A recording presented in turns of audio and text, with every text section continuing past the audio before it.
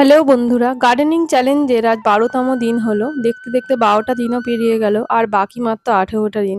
এদিকে ছাদ বাগানে কিন্তু এখন অনেক কাজ বাকি। এই যে দেখতে পাচ্ছেন জবা গাছটা এখনো পর্যন্ত ফুল দিয়ে যাচ্ছে।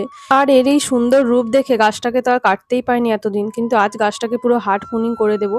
আর আমার এখানে দুটো জবা গাছ আছে, একটা লাল কালার আর একটা এই ঘিয়ে কালার। এটা কিন্তু আমি গাছটার ডালটা একটা চুরি করে এনে লাগিয়েছিলাম, তো আজ এটা এত বড় হয়ে গেছে।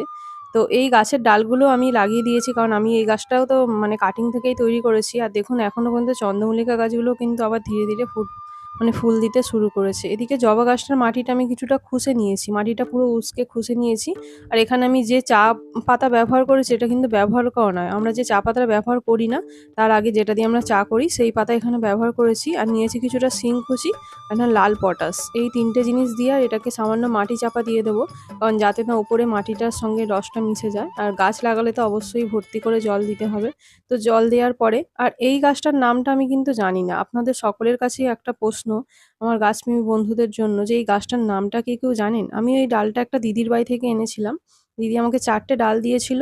আর আজ এই গাছটা এত বড় হয়ে গেছে। এখানে মিলি গাছটাও কাটিং থেকে গ্রো করেছিলাম, হয়ে গেছে। আর ছাদের উপরে আমার নারকেল গাছ থাকায় আমার গাছপালাগুলোও কিন্তু অজস্র মানে প্রচণ্ড পরিমাণে ময়লা হয়ে গেছে। গাছের পাতাগুলো, আর শুধু এই গাছটাই নয়, নিচে দেখুন এই যে স্পাইডার প্ল্যান্ট গুলো আছে, এগুলোও খুব মানে অপরিষ্কার হয়ে গেছে। আর এই কাজগুলো খুবই সময় সাপেক্ষ, অনেকটা সময় ধরে করতে হয়। তাই এখনো পর্যন্ত ছাদে আমার অনেক কাজই বাকি আছে। আজকের ভিডিওটা এইটুকুই। দেখা হচ্ছে গতকাল আবার একটি নতুন ভিডিওর সঙ্গে। টাটা।